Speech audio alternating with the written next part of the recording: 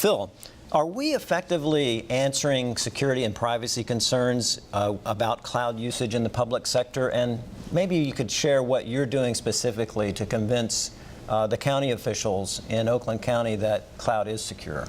Well, you know, Dave, when you think about the whole security and privacy issue, that's really what the crux of the problems were with cloud computing early on. People were worried, where are my emails going to live? Are they going to live in China? Are they going to live in the United States? How are we going to have secure access? Am I going to have mobile access to my technology and to my data? And what we found is as you start working with cloud technology providers and you start, being a provider and a consumer, what you find is that in many cases the cloud environment is more secure than some of our older legacy environments. Right. And what we have to do in county government, as well as probably state government and federal government, is find good ways to communicate that.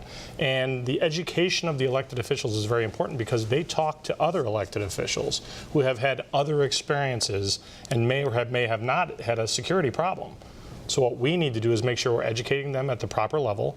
We're educating the people that are working internally to our operation to make sure they understand the security and privacy needs. And then we have to do a good job of being a good steward for personal data. Those are great points, particularly about the cloud sometimes being even more secure than your existing environment. Joe, how about you? How's the communication with your elected officials? Well, we'll find a similar thread of conversations where most people are concerned that if you're moving data out of my school, out of my environment, what's going to happen to it? When they don't realize is the very environment they're in is probably less secure, more prone to data loss, more prone to data theft than if it's in a hardened data center, or as we are in a hybrid environment where we have secured the data in our own data centers, yet we're also participating in a cloud environment as well. Right. And again, all those facilities have redundancy built into them that just doesn't exist at the local level. Exactly.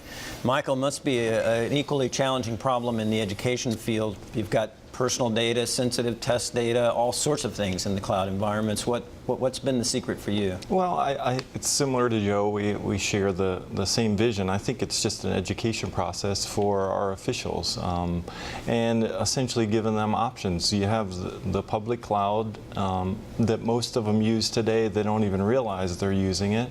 And like Joe and I have done, build our own hybrid private cloud where we can offer, in their mind, more secure access. And it really just boils down to educating them on what's out there today. Right. Great point. Dave, tough job for you. You're the provider. You have to sell the customer on the security and privacy. What's the secret been with you? That's correct, Dave. I think that it's important for both public and private industry to understand that there are standards now being created by these leaders in both the technology and as well as the policy that can be followed to create even more secure environments than what they're used to. Standards in how to protect data, manage the data that may not exist in their current environment are now available through leaders in the industry such as GSA and with Oakland as an example.